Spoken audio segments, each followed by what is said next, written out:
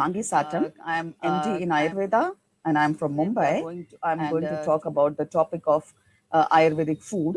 So particularly the theme is processed and packaged food Ayurvedic? That's the main question or main theme of the today's topic. So coming to this topic, I would say my first concern or my first question would be, whenever we are looking at these products in the market, these Ayurvedic products in the market, actually the question comes to my mind is, are these products really Ayurvedic? I mean, can we consider them as Ayurvedic?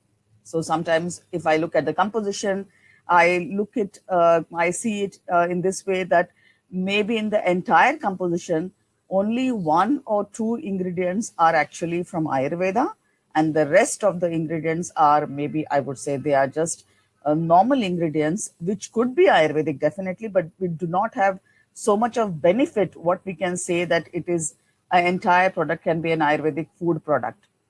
So here my concern is just only adding one or two ingredients in the entire composition, and that too in a very negligible amount, actually will not be enough for us to say that the entire product is an Ayurvedic product. There are several examples in the products, I mean, what I have seen on the market, that just for the namesake, there are some ingredients in the formulation. And also, I would say many times it's not clear whether these ingredients are in the powder form or are they in the extract form. If they're in the extract form, what is the dosage, what is the concentration? Nothing is clear directly. I would say it is so confusing. I mean, sometimes I see that being an Ayurvedic practitioner, it is confusing for me to analyze what exactly is going on in these products. So how can we imagine that a normal, usual consumer can understand what's going on in these products? So that's a major concern what I feel. A substantial amount of these Ayurvedic ingredients are missing, and I feel that it's just a misguiding way to use the term Ayurveda for these products. I mean, just like a marketing gimmick. This is absolutely not really good for the science of Ayurveda. I mean, this somewhere has to be controlled, I feel. The next point, I feel, usually when we talk about Ayurveda, we always say that each person is a unique person. Each person has its unique needs. Then in this scenario, how are we justifying that these Ayurvedic products or the Ayurvedic food products which are going to be in the market, the same product is going to be useful for many people? How is this possible? But then I can say it all depends upon what the product is doing, how the product is formulated. It can be formulated for the masses, or it could be formulated for a unique person. I mean, this depends upon the formulation. This depends upon the marketing, the way it is done. Because in this scenario, I can say I have seen some products in the market where the products are targeted for a particular group of people. So example, I mean, when we talk about the Prakriti or the doshas concept, there are some products which are specifically only for some doshas. So example, I would say there are some teas available which are like Vata pacifying teas or Pitta pacifying teas or Kapha pacifying teas. The same way, there are some spice mixtures available, again connected to the doshas. There are some breakfast options available, like porridge is available with this differentiation of Vata, Pitta, Kapha. So that means we can say, actually it's on one side, the products are marketed or targeted for the masses, but at the same time, they are targeted to a unique group of people. So that's why the answer could be, definitely these products could be focused for the entire group or for an individual. But anyways, I mean, we know that only one Ayurvedic product is not going to be enough for that person. I mean, we usually talk about the whole regimen, and whatever these products are available for the person to consume, that's going to be one part of the whole regimen. So anyways, even if it doesn't cater to the entire needs of that person, anyways, it would be just a part of the whole regimen. So I would say not to really stress upon too much on this point. Okay. Then my another thought about this Ayurvedic food comes into my mind is it definitely or surely going to be helpful for promoting Ayurveda in the global market, or is it actually spoiling the authentic image of therapeutic science of Ayurveda? That's my question. So in one way, I can see with my experience, what I have seen already in Europe and in other countries, Ayurvedic food is absolutely a very good way or easy way to enter into the market. It definitely gives us more leverage for the consumers to get these products accepted, because when we talk about therapeutic products, sometimes and there are some apprehensions from the consumers, or of course, I mean, there are some issues with the laws and regulations of each country. But when we talk about the food aspect, it becomes much more easier. So definitely I would say, from the impact of this Ayurveda food products in the market, it's a very good tool for us to reach Ayurveda to a larger mass. So this is a very strong positive point, what I feel about the Ayurvedic products, specifically when the products are marketed in the international market. Of course, India is a different scenario, because many of us, we already know many of the ingredients which are very prevalent in India. But if these ingredients are, or if these ingredients could be easily marketed in the international market, it would be a plus point for us to promote Ayurveda or to take the Ayurveda in the global market. Then I would say the next point of concern when I think about this Ayurvedic products as processed and packaged, we always think about what happens to the dosha concept, what happens to the three guna concept. I mean, are these concepts relevant for these products which are already into the market? So again, I would say definitely yes, because again, it depends upon the composition, it depends upon the way the product is formulated. If we have to formulate the product according to the dosha, it's possible. So again, I would put the same example. I mean, there are vata spice mixtures are available, vata pacifying products are available, dosha pacifying products are available into the market. That means definitely we can connect the concept of three dosha with these products. The same way, it can go for the three guna concept also. So example, people who are on more on the spiritual aspect, or I would say example for Indians also who do the fasting regularly for the religious purpose. I mean, we usually have this food which is full of sattva guna, so sattvic diet, what we say. And in this scenario also, there are some products which are available.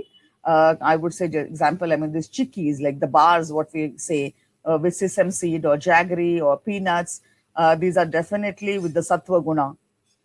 I mean, these products are there which are consumed more during the fasting period, during the religious events. So, of course, these products are full of sattva guna. So, again, we can put it like this, that the concept of three guna is also relevant, or it can also suit in this particular type of Ayurvedic processed and packaged foods. Now, coming to the next concern is whether these products which are already into the market or going to be in the market, do they definitely adhere to the parameters of being called as an Ayurvedic food? Because I mean, of course, there should be some control. What I feel, some laws and some rules and regulations should be there to control such products. I mean, when I say to control, it actually means which ingredients are to be put. Are these ingredients safe to be consumed as a food? Or, I mean, are they too medicinal, or are they poisonous, or what exactly is happening? Because, of course, being like a food, people will consume them not in a confined quantity. I mean, when I talk about example, a protein bar or an Ayurvedic bar, of course, I mean, no, we cannot say that, okay, take only one small piece of 1 inch twice a day. I mean, we cannot confine this dosage. It could be 1 bar, it could be 2 bars, it could be 3 bars, definitely. That means the quantity of the food is not really confined. And in this scenario, we should be very specific which particular raw material or which particular Ayurvedic herb is actually going into this food category. Because this also, I'm little concerned about some formulations which I already see in the market, Like example, I can give of Arjuna plant, like this Terminale Arjuna. I recently saw one product which is marketed in the tea format, and on the front side, it's mentioned that it contains Arjuna extract in the powder form, and it's a pack of about 150 grams. And the dosage says that one can consume 3 to 5 grams of this powder daily to be boiled in water, made like a decoction, and to be consumed. Now, this is a little risky situation, what I felt, because if it's an extract of Arjuna, only as a single ingredient extract, and if somebody is consuming 3 grams or 5 grams daily, is definitely much more than what is needed. Or in cases of if somebody already has an ischemic heart problem, and Arjuna being so astringent, so kashaya rasatmak, definitely the pain can aggravate. So such an ingredient should not be allowed, according to me, I would say, in the food category, or if it is allowed in the food category, then specifically the dosage and the form in which it is allowed should be clearly mentioned or should be clearly regulated. Because in the same product, it was so much of a mistake what I felt. On one side, I mean, it was written that the product contains extract, and on the back of the product, I mean, it was mentioned that it contains only pure powder. I mean, now this is a confusing thing. I mean, whether it is powder, whether it is extract in the powder form. Because if it is extract, then 3 to 5 grams of Arjuna extract is definitely not acceptable, because it will clearly cause much more problems than giving any good benefits of Arjuna. So here I would say, from adhering to the laws, to the product, I mean, to be called as an Ayurvedic product or Ayurvedic food product, I would say, to be specific, definitely which raw materials are to be allowed, we need to have some clarification. Then comes about, whenever we are talking about this adherence aspect, of course, I mean, that's a very good point that now the food safety standards, Ayurvedic Ahar or Ayurveda Ahar regulations 2022 has come into picture. So that's a really wonderful thing what I felt, that in these rules, everything is clear, saying that what recipes can be taken from the books, or which processes can be adapted from the books, or what herbs can be adapted, or which other botanicals can be adapted, and which are these textbooks from where the raw materials can be taken, like Schedule A, what we say, all these books which are approved. So this is a wonderful thing what I felt. And of course, in the same regulations, which additives can be added, which preservatives can be added, or which flavoring agents can be added. Everything is given very clearly. But some more points could be added, I would say. Like example, I mean, I have seen on the label many times the additives are not mentioned on the food products. I mean, nobody says that what exactly is being added as a preservative. Okay, sometimes it says there is no preservative. That's absolutely fine. But if there are some additives are there, actually we should understand, or we should know which particular additives are being put in the formulation, whether it is citric acid or whether something else is there, pectins are there, lecithins are there, what exactly is there, and whether these are really from the list of the approved additives for Ayurvedic Ahar. Then comes the point of packaging also. Now, example, I mean, these food products are packaged in what material? Is it plastic? Is it aluminum foil? Or what exactly it is? I mean, this also has to be taken care of, saying that the packaging material, which has to be health supportive, I mean, these packaging materials have to be taken.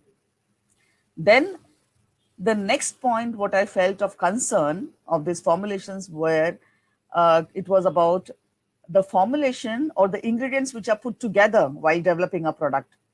So of course here, I mean, we should consider about the point of Viruddha Ahar. So incompatible food recipes or incompatible food ingredients. Now in Ayurvedic textbook is clearly mentioned that tulsi should not be combined with milk. But I see some formulations, like some teas are available in the market, which contains tulsi, and of course it contains some other herbs also, like ashwagandha would be there, ginger would be there. And then this is a formulation meant to be taken like a typical Indian chai. So that means, I mean, we are boiling it with milk and sugar, and this formulation already contains black tea. So this is a formulation which actually is combined with milk. Now, my question is, if tulsi should not be combined with milk, then has anybody ever thought about this formula, saying that why is tulsi there, like when the milk is to be combined with this formula?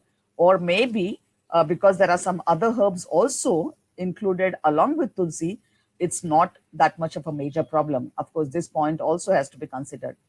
But what I mean to say, definitely incompatible food ingredients, the concept of incompatible food ingredients should be definitely taken care of. It should be considered, because sometimes I feel, I mean, this is neglected while somebody is making a food product. Maybe, of course, I mean, we think about this concept more when we are talking about the therapeutic value. But I mean, from the food aspect, maybe this is going to be neglected. So this point can be really taken care of. Okay, then the next point of concern, what I've seen about the food products, like typical Ayurvedic food products, are like highly over claiming of the medical benefits. Like I saw one particular product which is in the form of tea, which actually says a tea for PCOS. Now, for polycystic ovarian syndrome, I mean, this, when we talk about this PCOS, it's a disease which is such a complex disease. I mean, so many factors are involved in that. And how can just one tea manage the whole situation? So I would say, I mean, such a claim should not be allowed for a food product. I mean, I would say, okay, somebody says a product, a tea for us anti-stress aspect, okay, this is still acceptable. Or a tea for sleep benefits, I mean, still acceptable, I would say. But I mean, for a complex disease like a PCOS, if somebody is saying one tea only for PCOS, which is going to manage the whole situation, this is really over claiming for the medical benefits. Because I mean, as we all know, that in spite of giving so many products and a proper regimen of panchakarma and all those things, then only PCOS can be effectively managed. So how can we say with 1 cup of tea or 2 cups of tea daily with some ingredients which are so negligible in amount can really help PCOS? The same way, again, I would come to this point of the tea for heart care.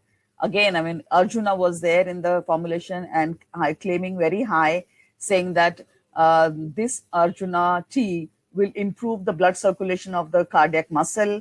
It will improve the ventricular function.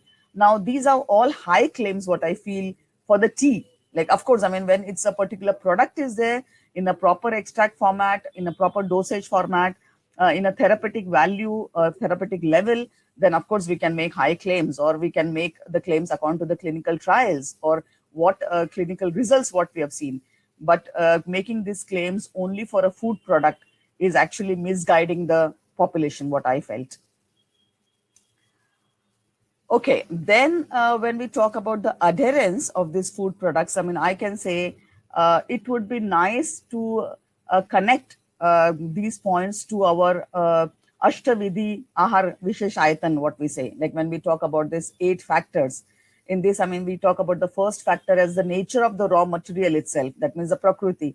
How good is the raw material? What is its efficacy? When was it collected? From where it was collected? What was the soil there? Which part of the plant or the ingredient or the herb was collected? And then, of course, I mean, we go ahead with the quality aspect, saying that whether this ingredient is safe from all these pesticides or heavy metals or ETO or microbial count. So, of course, the quality assurance has to be there. So, efficacy plus the quality assurance. So, of course, I mean, this point should not be neglected, that it's just like a food product, and that's why all these parameters should not be neglected. Or we should not say that, okay, these parameters of pesticide analysis or heavy metal, microbial count, ETO are only relevant for the therapeutic products, not for the food products. So I would say definitely, I mean, these all points should be considered. Then The second point in this Ahar Ashtavidhi Visheshaitan also, I mean, it says we talk about the Samyoga, we talk about the combination of the products. I mean, same thing about these incompatible ingredients. We can think about that, which products or which ingredients can be combined together. The way I gave an example of tulsi plus milk. Then for the additives also, or preservatives or flavoring agents, clearly, I mean, we have so many options in Ayurveda. Example for flavoring agents, I mean, we can use lots of spices, oils as a distillates. I mean, these flavoring agents can be used, or rose water can be used. Or for sweetening agents, I mean, we can use honey, we can use the healthy sugar, I mean, Palmyra sugar, and all such options are easily available. So we need not depend only on the chemicals for the additives or for excipients. Definitely all the example for thickening agents also, we can just go for the natural products like guar gum is there, acacia gum is there, or starch is there. This everything is on the natural aspect. Everything could be Ayurvedic. Definitely we don't need any chemicals to it. Or example, I mean, when we want an acidity regulator, typically, I mean, citric acid is used. I mean, of course, some citric acid is, we can use this Nimbu Sattva, what we say, to act like an antioxidant also, and to act like an acidity regulator also. Then I can say for the food products, anything else? I think, I mean, these are the points which come into my mind at this moment when we talk about the processed food and the packaged food. And of course, I mean, the first point, the first question itself is processed food and packaged food Ayurvedic. So here, we all know that we always say like this, that each and every ingredient in the world globally can be Ayurvedic if it is managed properly, if it is processed properly, if it is packaged properly. So each and every ingredient, each and every product could be termed as Ayurvedic, provided it is actually following with all these rules and regulations. So with this, I would say I would like to end my thoughts out here. And I would also like to show some slides or some images of the products which are already marketed globally also in this food category. It's very interesting to know that there are some European companies are there, some companies in US, they are already marketing the Ayurvedic food in a very good way. And of course, it has a very good acceptance from the consumers. Of course, I will share the slides at the end of this video. Thank you so much.